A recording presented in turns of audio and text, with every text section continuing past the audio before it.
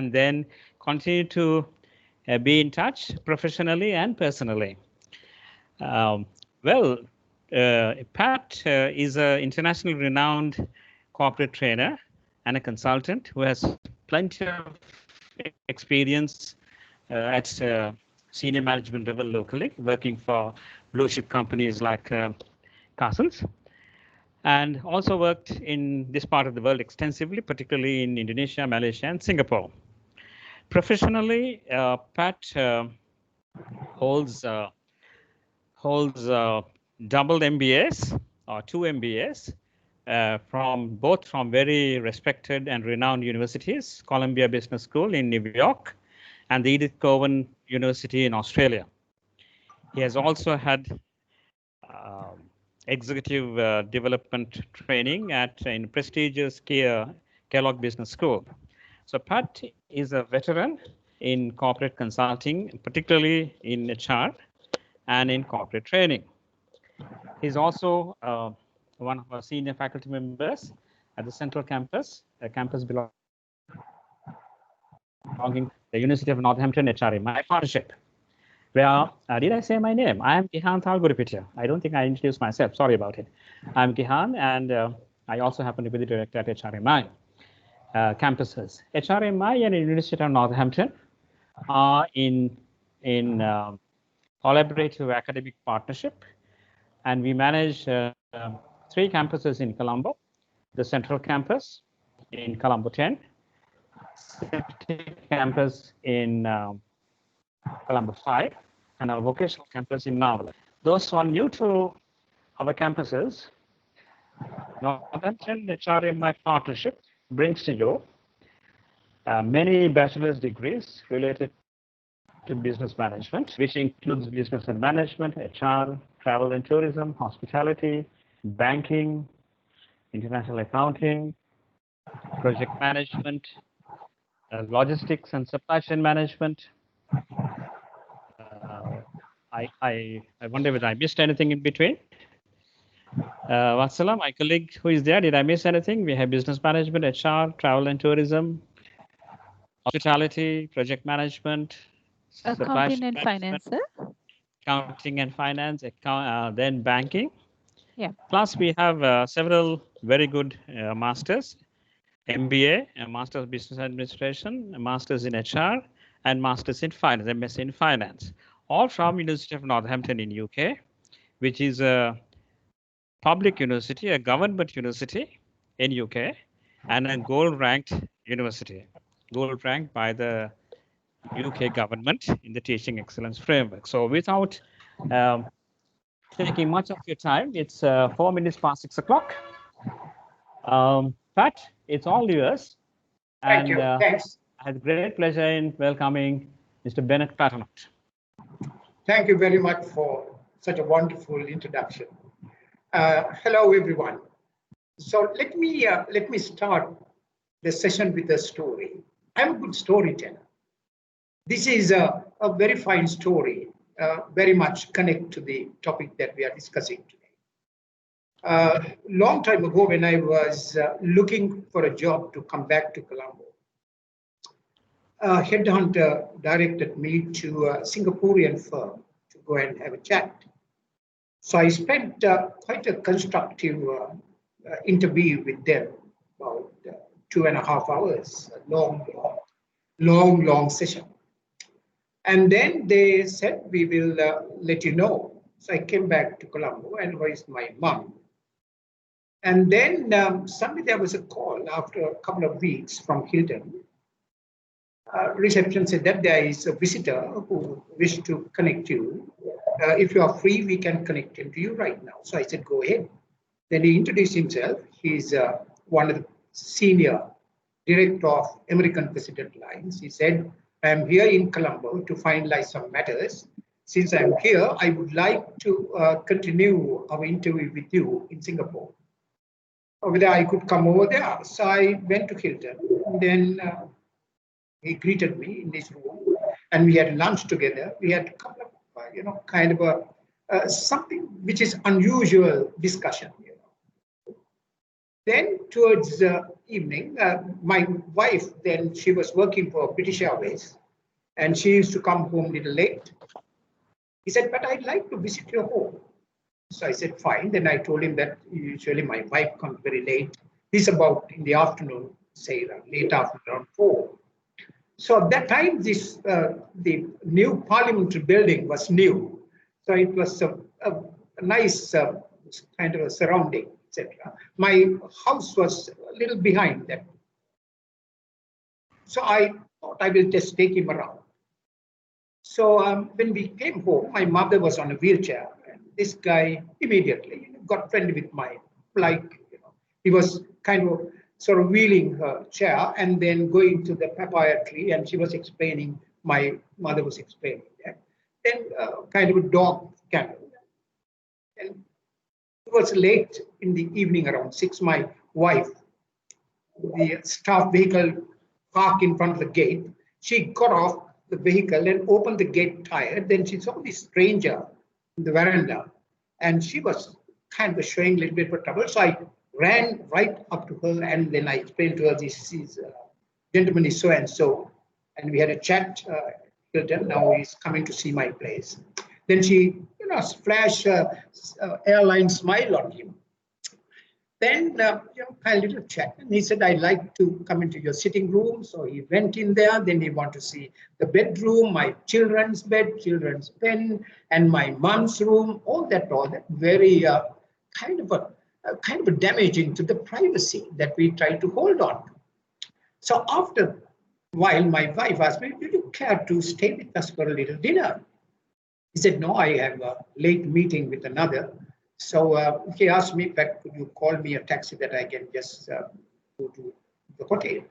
So I obliged to drive him. Went there, drop him. When I came back home, I had a lot of explanation to my wife. And then 3 days later, I got a courier, a letter of intent. I am being hired, requesting me to come over there for 3 weeks of onboarding session. So when I was in Singapore onboarding session, the gentleman came one evening after the session and invited me to come to his place. So he took me to his place, sent him to his wife, 3 lovely children, and took me to his sitting room, the bedroom, children's bedroom. Then he turned and asked me, "What is this?" Then he said, "Pat, litmus test of your hiring is my visit to your home. You are supposed to take care of 12,000 staff of American President Lines Asia operations. The way you are looking after your wife, the way you are looking after your mom, your children, your dog, is a clear indication you are a caring person." Now that's selection interview. So sometimes you and I, we think interview is answering questions. No. Of course, if you go to Oxford Dictionary, if you look at the meaning of the word interview, it's answering questions. But job interview is far more. It is a very strategic. Because today you find finding a suitable person, every corporate, they would do whatever it needs in order to select a person. So you and I have, particularly in Sri Lanka, we have quite a task today because there's so much of rampant unemployment, and every organization trying to be lean and mean. Then artificial intelligence trying to take some of our jobs. So therefore you find it's a task, challenging thing. So it is appropriate today for you to learn how to face an interview, whether it's face-to-face or online, to make your objective a reality. Now, to me, a job is a transit point of your career. In your career, you may do many jobs. Sometimes you may do the same job, but it's a transit point. So therefore, you find every job that you do would help you as a stepping stone or a springboard to the next job. So you find it's important. So therefore, in my discussion with you today, I'm going to break this into three components. The first one is the pre part of that. Before you go for the interview, how do you prepare yourself? How do you prepare yourself end in mind? Because you might remember that every corporate, they do quite a number of sophisticated techniques before they start hiring. They do manpower planning, job evaluation, preparing job description, job specification. They do wonderful things in order to prepare themselves. They do a little bit of a market survey. They visit universities and try to find out exactly what kind of a talent available. So they do all that. So therefore, they are not calling you unprepared. For me, the first thing when you go for an interview is when you are asked or requested to appear, you must respect the host. Your adequate preparation is a sign or the demonstration of you are a human being who would respect the other person's time, space, his energy. What do you mean by the pre-interview preparation? You find each one of us, sometimes many of us, if I not say many of us, we get into mid-career crisis after sometimes having done a job is that, my God, I have wasted my time. I would have done something else. Simply because you have not got on to something as a job that could enable you to end your career with a happiness. So in pursuit of happiness, you must find the job that gives you happiness. So how do you find that? If you are a kind of a graduate or kind of a college leaver, for the first time you are going to enter into the world of work, you should be able to have some kind of an idea, where do I wish to harness my career? Ask that question. Which industry? Because there are many industries, you find. Some of the industries are rapidly growing, rapidly changing. Some are very slow. Some are on the decline. So you find, so what industry? So therefore, you should be able to sort of look at what are the industries that will enable you to harness yourself for that happiness. Then in that industry, there are players. There are many businesses, players. So therefore, you may be able to pick up a player who would concert with your values, your personal values. Because you find there are many businesses and there are some businesses, you find the employee engagement, employee satisfaction, not as good as the others. There are management practices, there are career development, and that kind of a thing that supports you in your career is not the same. So therefore, you should be able to pick up. So therefore, first thing is that do some research.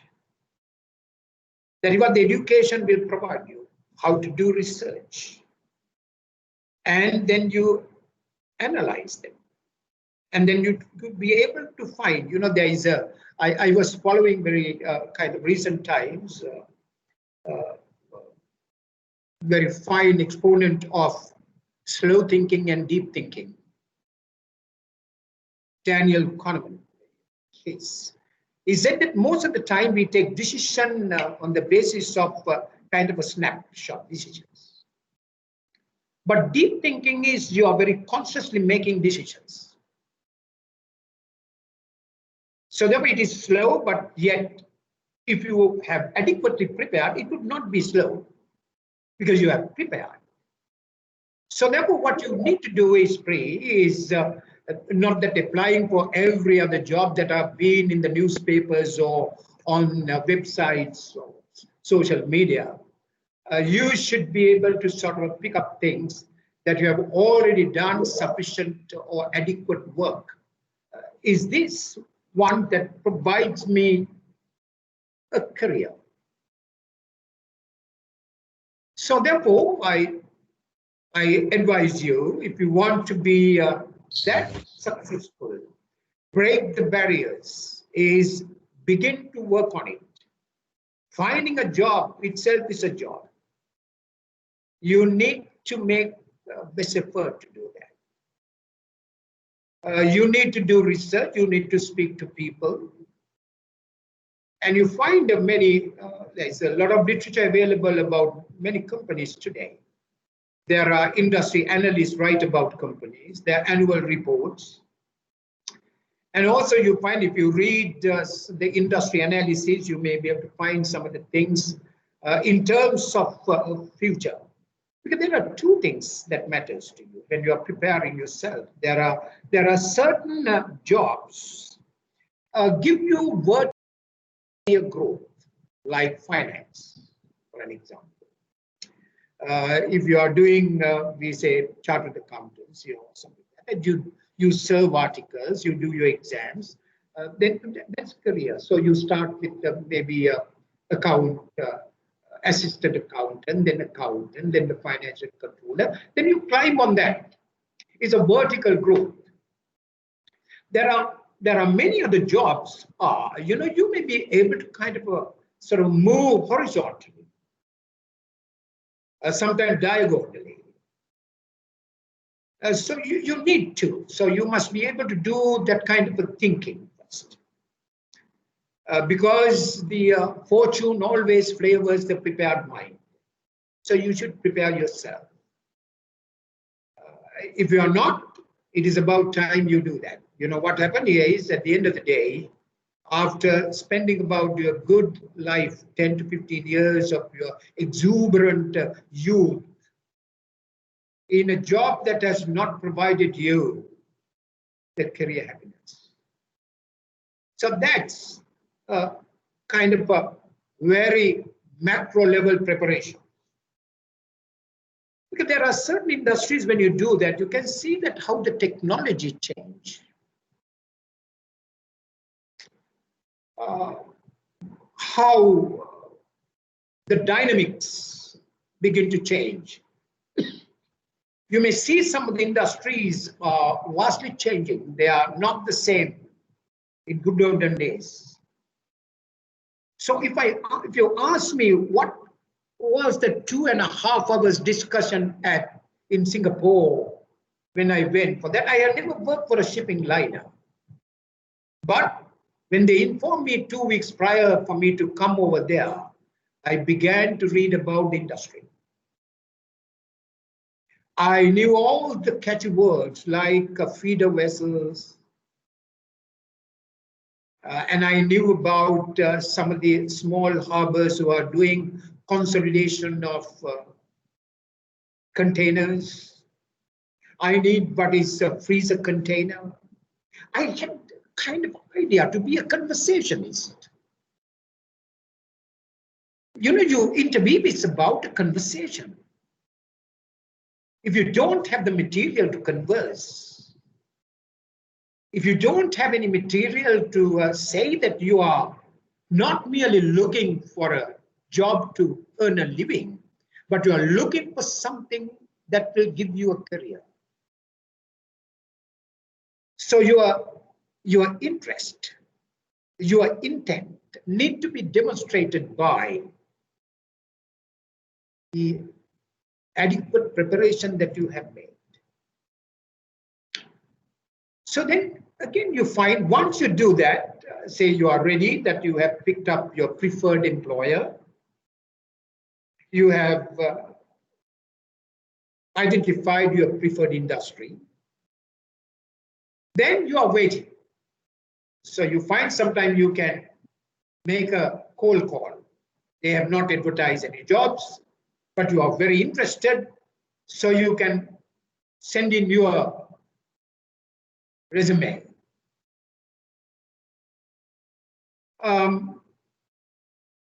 Or you can give a call to the Human Resource Department and inquire whether there are any vacant positions that you are interested in. That could sometimes pave way for a telephone interview. If I am that type of a human resource guy, if somebody calls, I will make it a point, okay, I will give you 10 minutes and fix a time and a date to have a chat, to find out how much fire burning behind this man.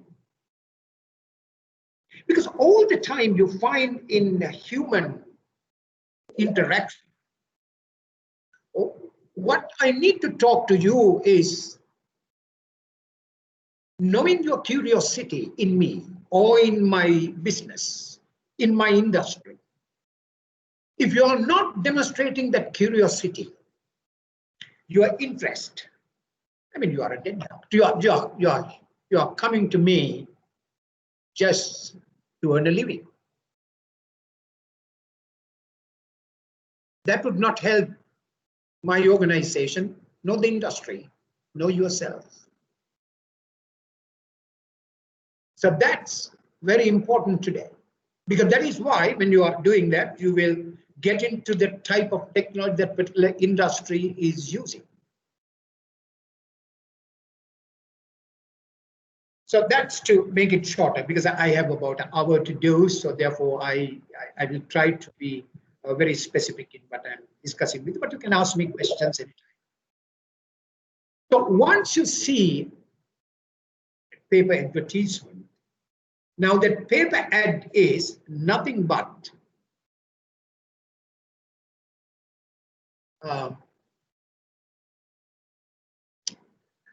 it is an invitation for suitable people to show their interest. Now remember that that advertisement is a culmination of quite a number of HR activities. Every business do manpower planning, how many people require, what type of people require. They sometimes augment their requirement by short-term, fixed period of time, sometimes continuously to have you. So they do that. And then in that process, do every job, they analyze, job analysis. They try to make a comprehensive study of the job. They are go into granularity of this analysis. They will prepare what the purpose of that job in terms of the business strategy, how one connects the strategic intent of the business and this particular job. It needs to fit into that. Because any given time it not fit into that, that job become redundant. It need to have that purpose statement. So when you read, if you are an adequately prepared mind, you should be able to read in between lines to find out the purpose. Then they will prepare a list of things. What are the key deliverables we expect from this job? And they will put up what kind of a standard of performance for each deliverable they expect. For each deliverable in that particular expected standard, what kind of competencies, the knowledge, the experience, the skill set that are required, they prepare them. Then in what context it needs to be done, whether it is a team setting, individual work, shift work, night work, traveling, using of sophisticated machinery, very integrated technology. So we will do all that. And also they will try to find out the personality trait of a person who could do that job. Now, that's the JD about the job. Then they will find out who would be the person who could do the job. So for the knowledge, they will try to say what degree, what diploma, what certificates that you have received or obtained from an accredited institution. That is what Mr. Kalagutpiti was trying to explain to you a few minutes ago. Accreditation. I need not tell you, but you must be knowing that today the machine decide today. They have reached out to that level. Therefore, most of the time when you are applying online, most of the tech-driven companies, your application or your resume is shortlisted by the machine. So the machine reads the machine language. So the machine is being fed a software. When you say that I have graduated from this university, you have to indicate the period, which university you have to indicate. If you have not done that, probably the machine will reject your resume. So you find every job specification, there is a knowledge content. That is your education.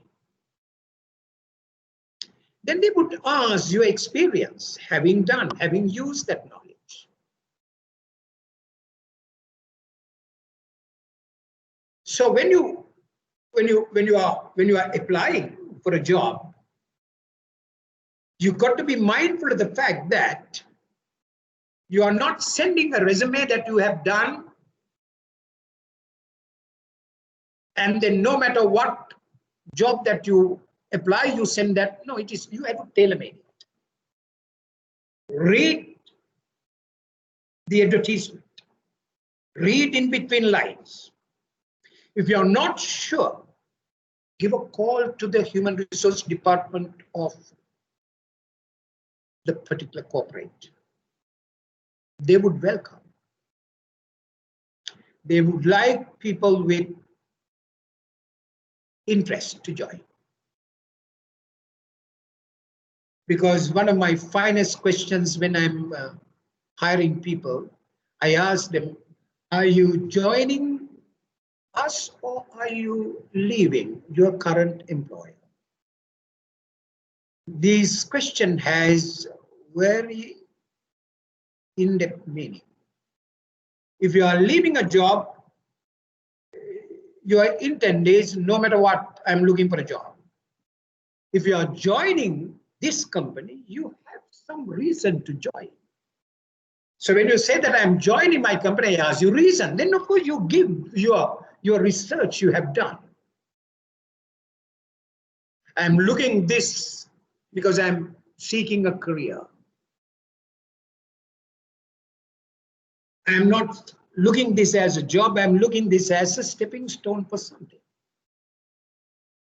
Mind you, if I give you a couple of examples, if you go into the website of Unilever's, for example, if you go to the HR department, go into recruitment, you find they say, we do not hire people, we hire talent. And they give you two sentences. You can see below two sentences. Sentence number one, the talent in our mind is people who would join us and influence us to change what we are doing now.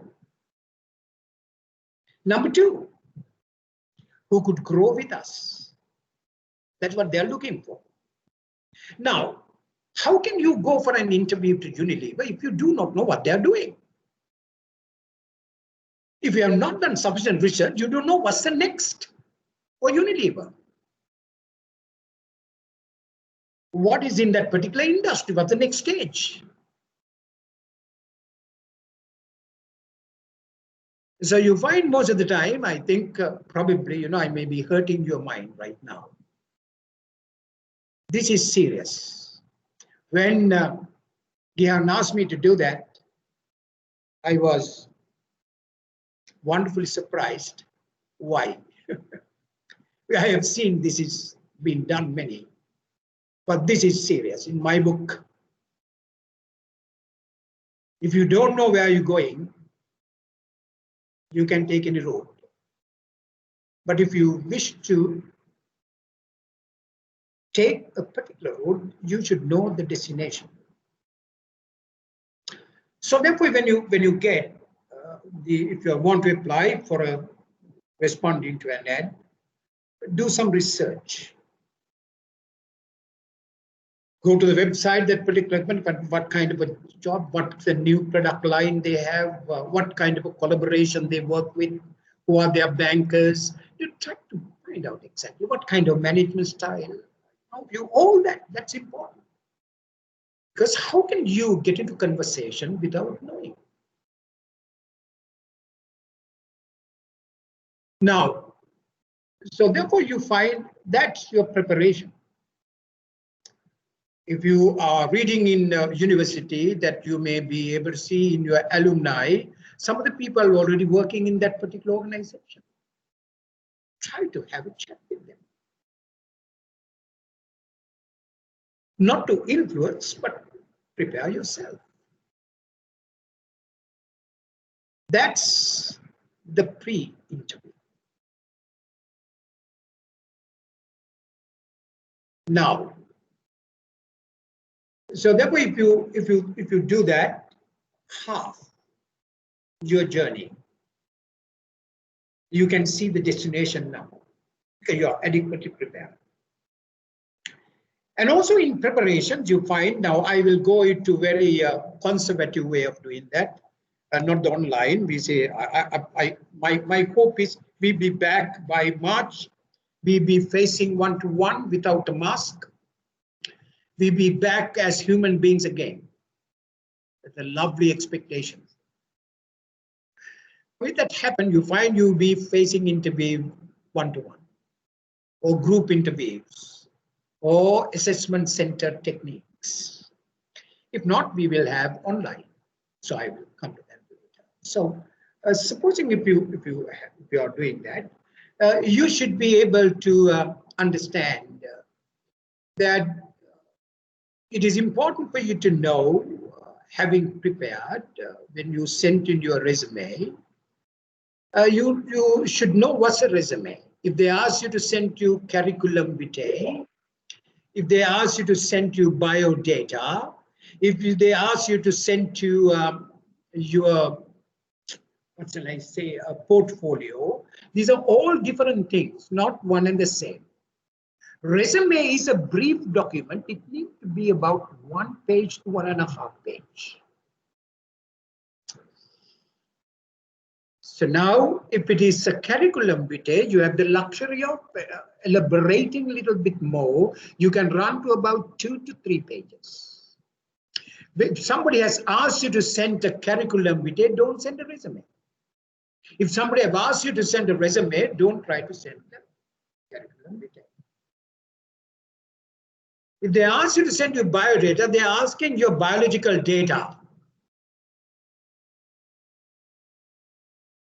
And also, it's when you are writing a resume, you must be very, very careful. How do you write?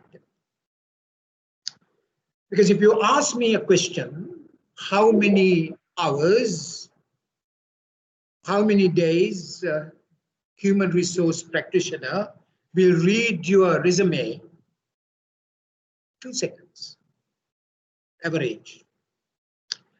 That 2 seconds, if it brings a curiosity, I should get to know this person a little more, then they will read a little bit more. So in that 2 seconds time space, Either you get it or you miss it. So your resume must be a snapshot of your brand, who you are.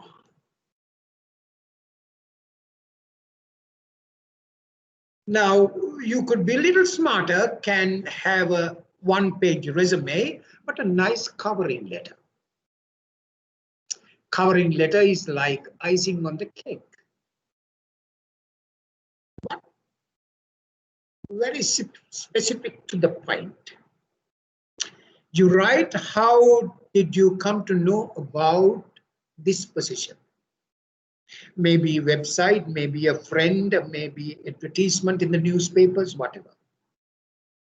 Then you write, how do you fit into that job? And also in that, you can have your market jargon. How special you are, your differentiator. Then the third paragraph, you can thank the reader for taking time and interest in reading your resume. And that you await a positive response. That's all. So when you write that, you find the resumes don't give you the job, but it gives you a chance to meet the interview board. Resume doesn't give you the job. Resume has to rouse up the mind of the person. I would like to spend a little time with this fellow. It is worth setting time of my busy day's work. So therefore, the font size, some people put pictures. Some organization asks you to send the picture. Oh, I know I am not a good looking guy. So I shy away by sending a picture. But I make sure if I send a picture, it is extremely professional.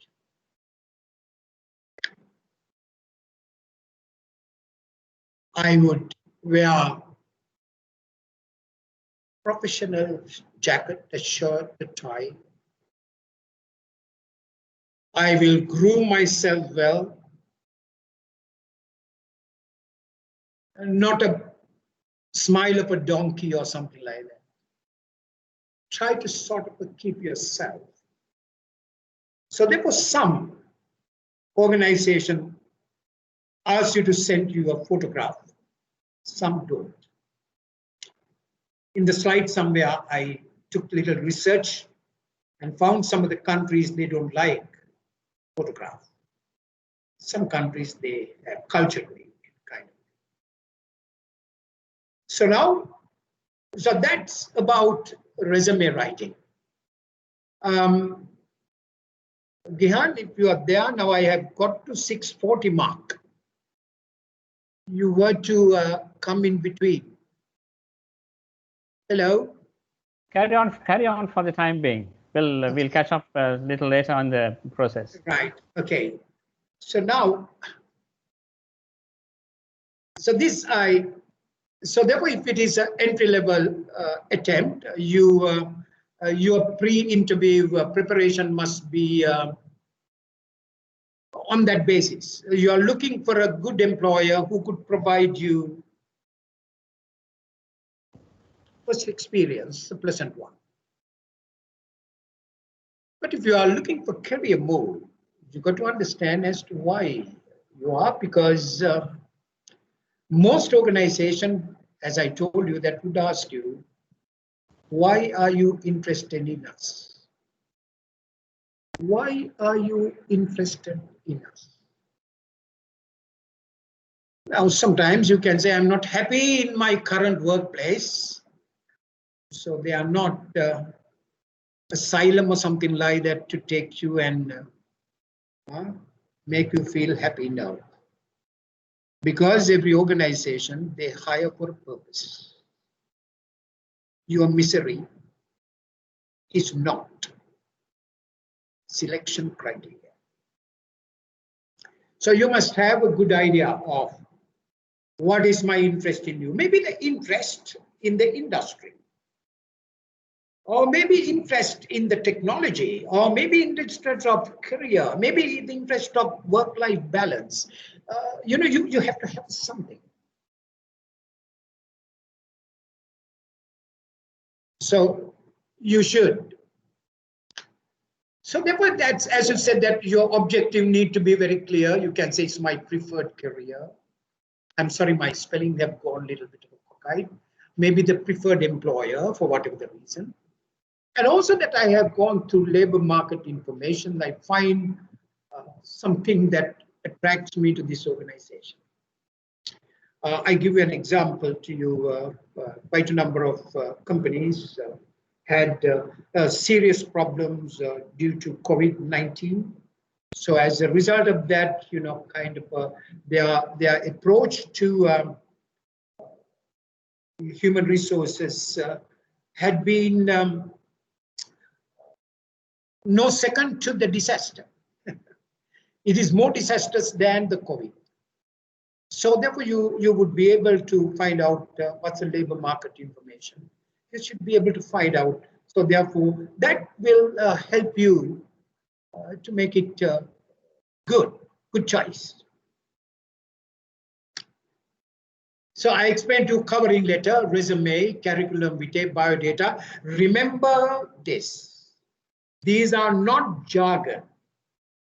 These are purposeful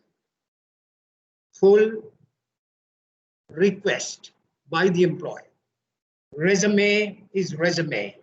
Curriculum vitae is curriculum vitae. Biodata is a biodata.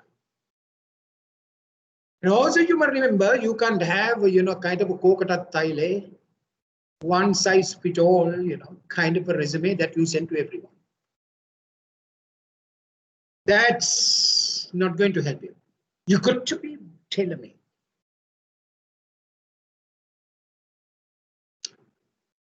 So that's important.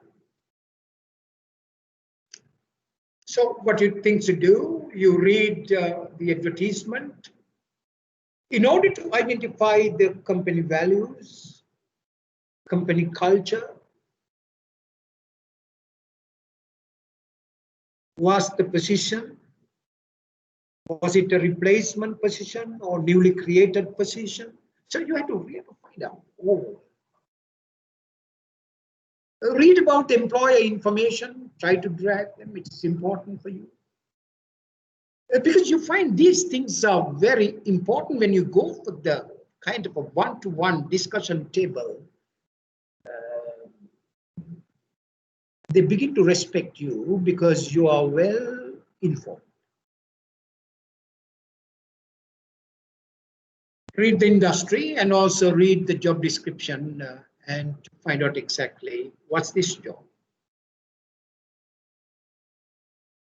Now, the photos are not accepted by China, Japan, South Korea, Philippines, most European nations.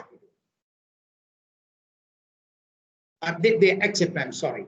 Not accepted are the United States, Canada, Australia, UK. Now, you find this is important. You find there is some countries it's a law, equal employment opportunity.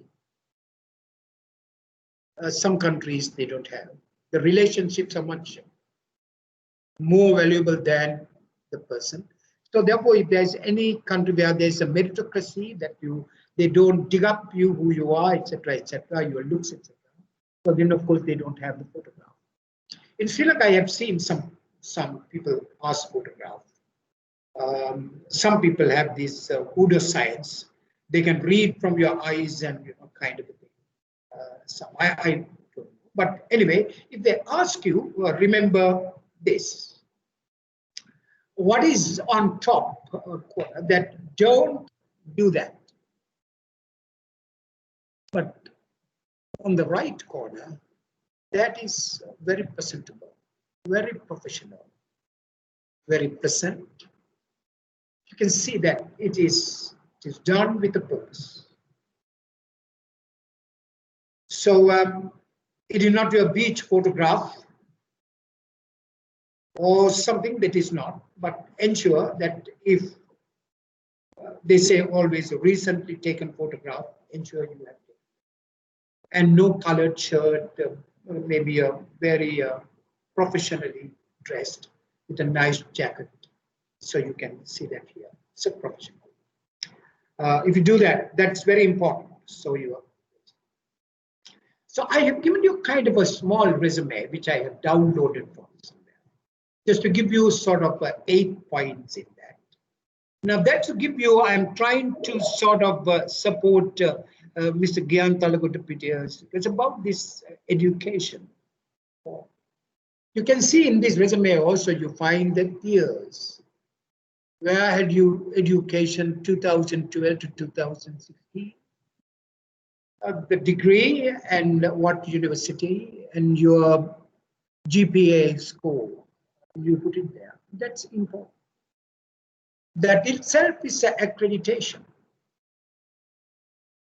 Now, I picked up this for the simple reason this is machine-driven organization where if these 8 points are not there, it is rejected by the machine.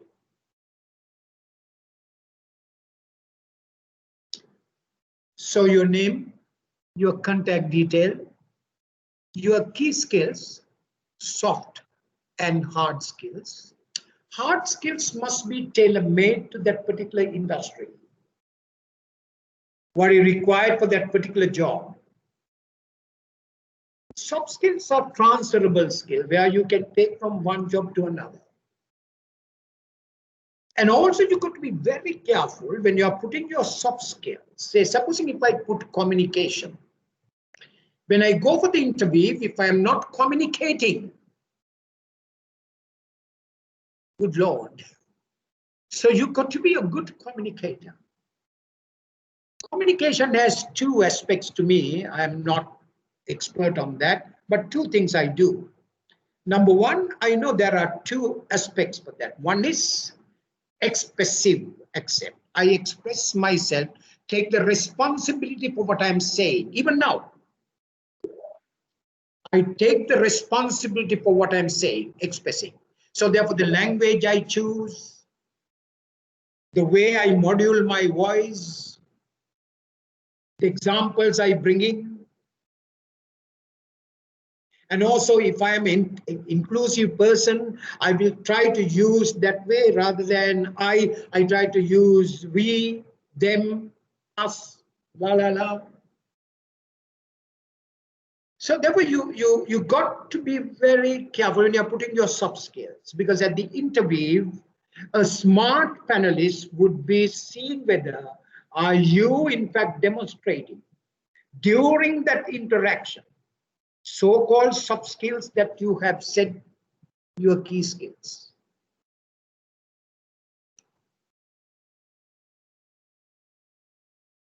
So therefore, you got to be very careful between your soft skill, because you find when you are at an interview, when you are there are I mean not jump. Let me just go through that first.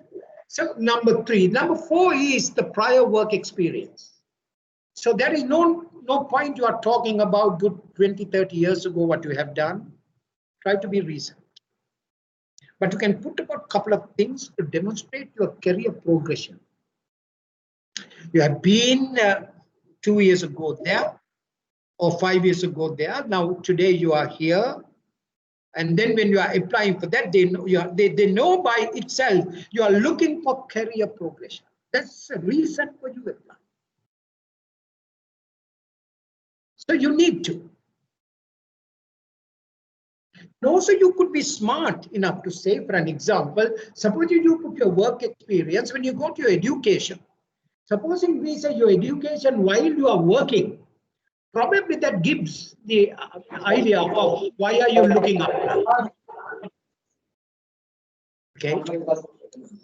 Why are you looking up? So that kind of thing. So then number 4 and 5, you can put them. And also, hello. Hello. I get a disturbance. Hello. Hi, Pat. Are you with me? Yes, we all are with you. I think from one of the participants' background. So we will mute them. Okay, right. Sorry So then about it, Pat. when you're writing your work experience, try to highlight a couple of key achievements of yours that would have a direct connect to the job requirement of the position. If you can do that, that's what I'm saying. Writing a resume is an art. It needs to be that. Because otherwise we can't write. Somebody wants me to write my resume, I can write a book. So but you should be able to do that. So number 6, you can write, okay, the second, kind of in order. Education, number 7. Any additional experience you have, like say at the university you have done something, maybe extracurricular activities, maybe as a corporate citizenship that you have done something, or you have been an alumni of some kind of a thing. That's all important. Why you are showing your potential employer your networking capabilities. You have networking, particularly you find today, every career you need to have knowing people in places. Not only knowing, you must have a clout with them, because every corporate wants that, because today game is collaboration. No one can achieve anything alone today. If I don't have Gihan and HRMI, probably I may not. So you find your collaboration, your relationship building is very important. That is where your additional experience and other things will come. So this is to give you a snap. No, don't copy this, but of course you use the kind of understanding that you get from this session and try to do something of your own. These are only mere tips. So the design matters, and also be reachable, because the information must be in your resume. Show off your skills that I told you, that very, in a subtle way. You should be able to kind of frame yourself. Framing is a skill. So framing is, you find that we see many scenes outside, but until you put into a frame, you don't see the beauty. Similarly, what you have done, put into a frame. You find, I must tell you that the words are so deep. Words make chorals of pictures when you are listening. When you are listening to me, I hope I am making your minds to run with pictures and new information. And also sometimes it creates perceptions. You've got to be very careful. The words that you are using, it creates the discerning listener's mind. They try to perceive. So every word, every sentence, every phrase that you are using, you are trying to influence another person's mind to accept.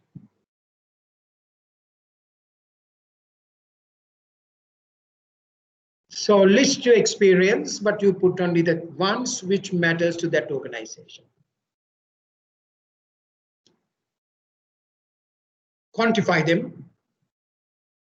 Include any other position you have in brief, not to clutter your resume. So your GPA points you could choose, so there were any other extra stuff if you have, but make it a point not to go beyond 1 page to 1.5 page. Now that's the part. Now you are invited, because you have created an impression in the minds of people. They like to see you. They like to see you, so they are creating time. They are going to set aside other work and to receive you. Sometimes it could be one-to-one, maybe a group of people may be meeting you. Sometimes not only you, the others also have been invited at the same time. Sometimes they will conduct interview on the phone or video interview or online interview. Like that, there are many. So I'm trying to put it to you this way. There are two critical different interviews. One is called the behavioral interview. In the behavioral interview, the interviewer he would be requesting you to showcase your experiences. So they would ask in relation to the job requirement. So usually they said, tell us an instance where you have done this, or you have failed to do this. So you are trying to explain. So you are trying to start. Why have you done that? Why is so important? Because why important is you knew as to why I am doing that. Most of the time we don't know what the hell are we doing. When Gihan asked me to do that, I should know why I am doing this. Why? The why gives me the purpose. Once it is cleared, that's why you say why. So you are telling your panelists who are interviewing you why. Then you say what you did, and then you try to elaborate how. How means having done research, because you know those are important. Having worked with the team, having collaborated with someone else. So you are how part. How is very important. Then you explain what's the outcome. What was the outcome? And also if you have something, what is next, that's important. There are 4 pieces. So you must be able to sort of live in that moment. Live in that moment. You get into that particular experience of yours and live in it. And then you are having a conversation. Don't get scared. Don't get nervous. You are trying to showcase what you have done. That's the beauty of behavioral interview. Because you are drawing from your experiences. Try to demonstrate or try to showcase your pluses as well as your minuses. You know, usually when somebody comes for interview, when they are saying all success stories, usually we ask questions. Tell us an instance where you have done so much planning, organizing, all that, but fail. Now, if somebody tells me that, no, I have never had any such experiences.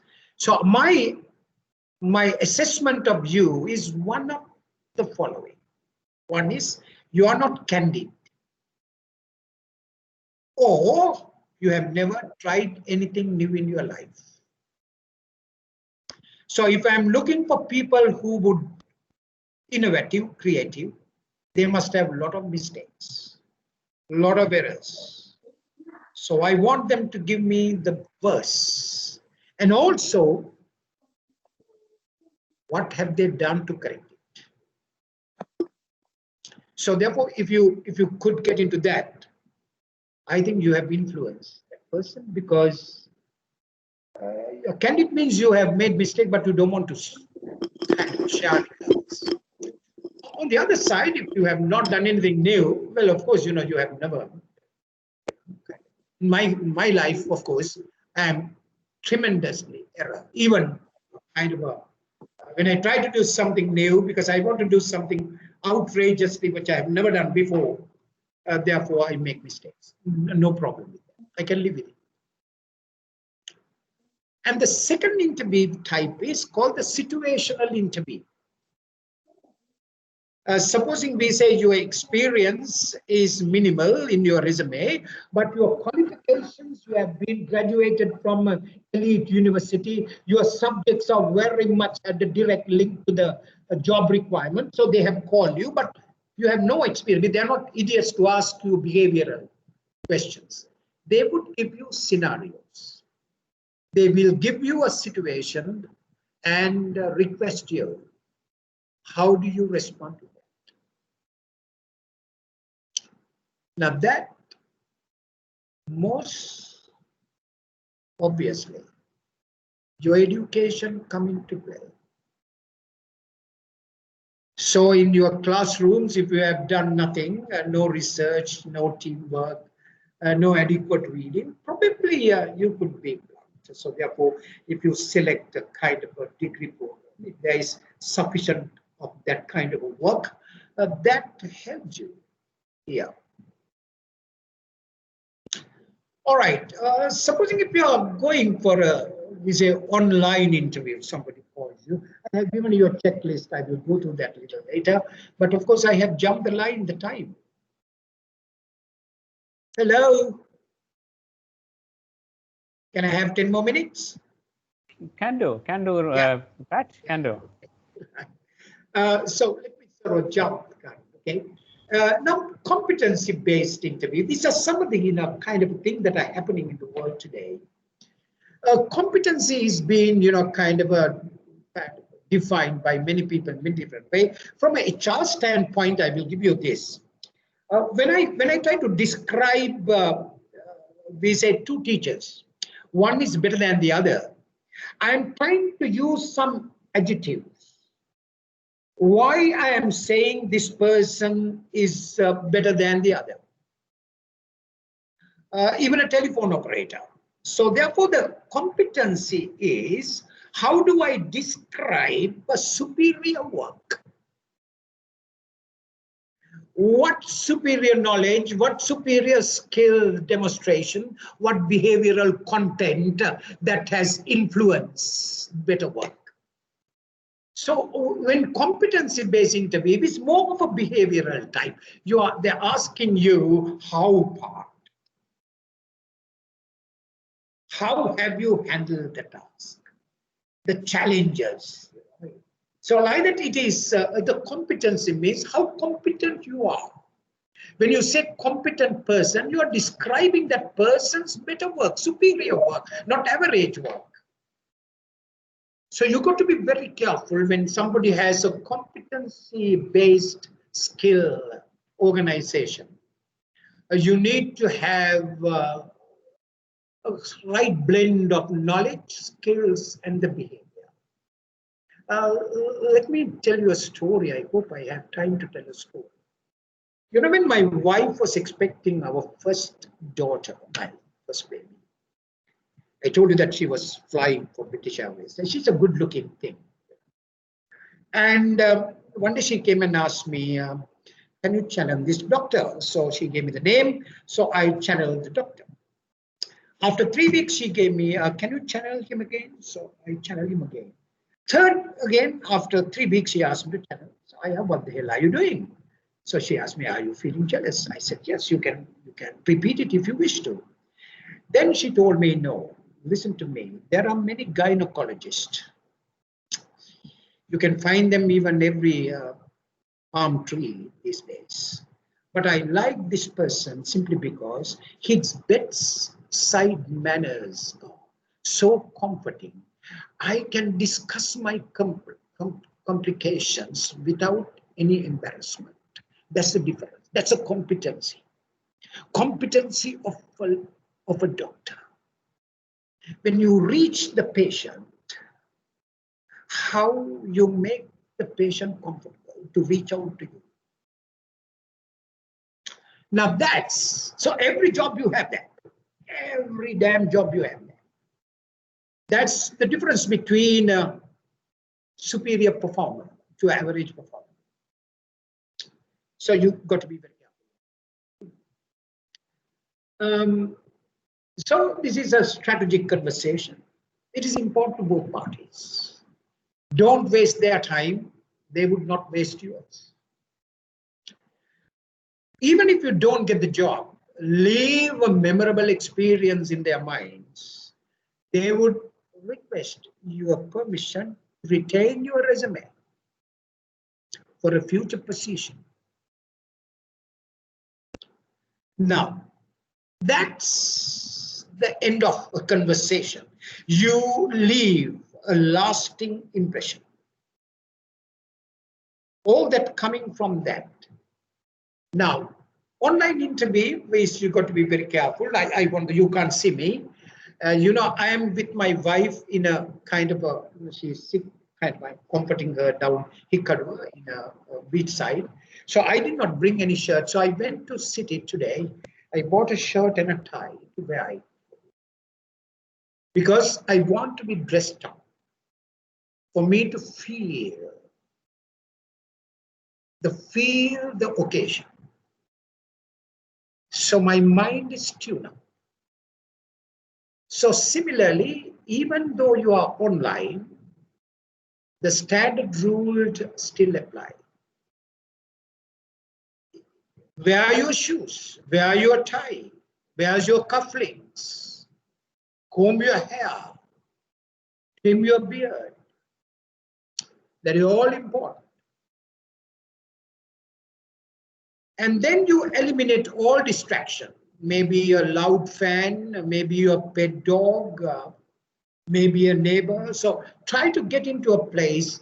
There, if you are looking at the place that I am doing this, there are no other window other than the window I am looking at. Because that's the only computer screen. Find a very neutral background, you know, kind of aware that you are to yourself and you are comfortable. You must pay careful attention to all the background, the noises, you know, various things. You need to be very careful. Choose a small chair, not a armchair or a, you know, kind of a cushion chair or something where you will sink in. No, kind of an upright chair where you could be able to keep your eye contact. You must ensure that you are not slouching on in your chair, you know, and keep your lighting right. Master your lighting, proper lighting in the place where you are doing online. And prioritize the camera, not the screen. Always, you know, I was telling Vatsala, when I'm looking at the screen and when I'm looking at my web camera, you find it's a world of a difference. When I look at the camera, I contact the person. Always test your gear. I was testing for a good half hour. See whether your computer is working, your software is working, your mouse is working, you have everything working. If you have earphones, earbuds, wear them. It's very good because you can hear them. Because you cannot ask the sort of interview, please repeat the question. So it is. Check the time zone if you have been interviewed by another part of the world, you know. Practice, get in the mood to talk. That's what I did with Vatsala. Get in the mood to talk. I was talking bullshit with her, but I was getting the mood to talk. Because your tongue sometimes, in these situations where that I have been in isolation from the society, it is very tough. So you should.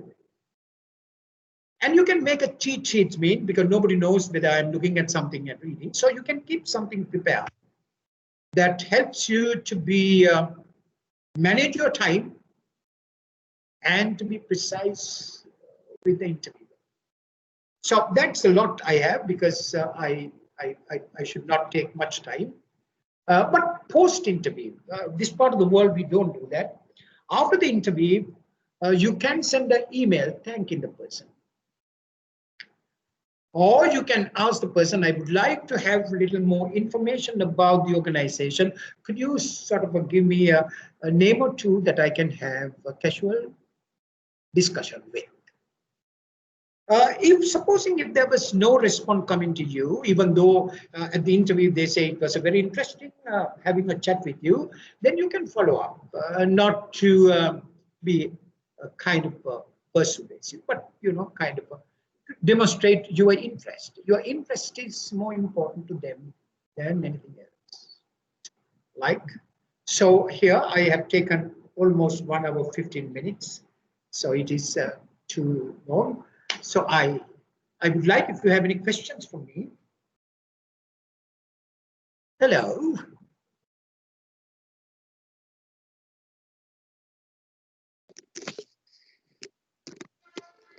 If you have any questions, you can either ask or else you can type, so then we can answer your questions.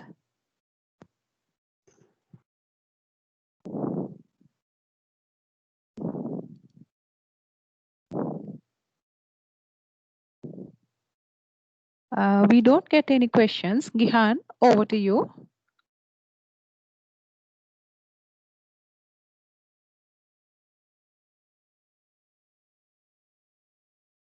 Have I put all of them into sleep? Looks like Pat. Yeah. I think Gihan also has gone to sleep. Okay, right. So are you there? Good evening, Mr. Pat. Good evening. I'm My Dhanuka mic Pereira. was- Yes, Anurag. I'm Dhanuka. Dhanuka. Yes. So, Mr. Pat, I would like to raise a question, small question.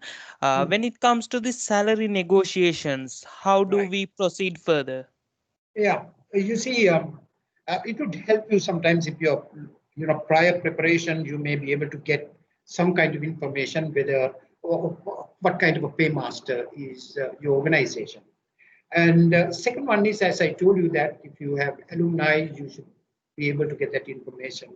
But what is important there is you find in Sri Lanka, but there are websites where you get certain professions, certain categories.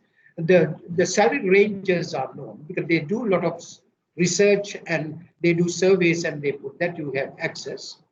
But you see, normally in an organization now, wherever I work, I do compensation and benefit administration. You find there are jobs. Let me try to be very brief because time factor. There are some jobs. All the jobs are prepared in the shape of a T, letter T. There is a horizontal axis and there is a vertical axis. Some job, the horizontal axis is very short. And then the vertical axis also very short. Those are called the entry-level job. Either you go through that and get to the next job, or you get out and go. But there are certain jobs you find your horizontal line is very broad compared to the vertical line, because the horizontal line gives you how much competencies, experience, knowledge, and behavior that you have to expose to be a competent person in that job. So the vertical axis will give you the number of years you got to be in that. Now you find if you know that you can find most of the time every organization, when they try to hire a person from outside, they will try to hire the midpoint of that given range. Midpoint. But if a person is having, that is where they put the experience. They say we need 5 years of experience. That 5 years of experience, they come to terms with in terms of a midpoint salary. That would, supposing if a person starting as a beginner, with that 5 years, he would come to that midpoint. So therefore they advertise putting that midpoint experience required. If anyone with 7 years of experience been selected, they will give you a little more than the midpoint. Do you follow that now? That's a part of the salary administration. So coming back to that, if you don't have that information available, we say you are just applying. So you could see now, say for an example, your current position. Now your objective need to be very careful. There are times where I have accepted jobs with a lower salary, expecting my career growth to the future faster. So I am trying to throw something that I already have, sacrifice in order to gain something more. So therefore, you find I go for an interview expecting to receive either my current salary that I am getting, or even less I am willing to accept within certain margin in order, because my objective is for my career growth in that organization. Let me give an example. Now I'm working for an organization where my immediate senior is 25 years old. Now he's getting out of that job is very remote unless he gets a promotion. So I find that my growth in that particular department is not that easy. Either I have to get rid of him, or he should leave, or he should get a promotion. So supposing if I'm seeing that that is not happening in a short period, then I will try to look for alternate employment elsewhere. So my objective is not to get a higher salary, but even I satisfy with my current salary or even little less, because I'm getting to a place where now that particular place, my senior in my position is about 58 years of age. He is retiring in 2 years' time. So if I'm smart enough, I would be the successor. Do you follow what I mean? Is so therefore you have to. That's what I'm trying to say.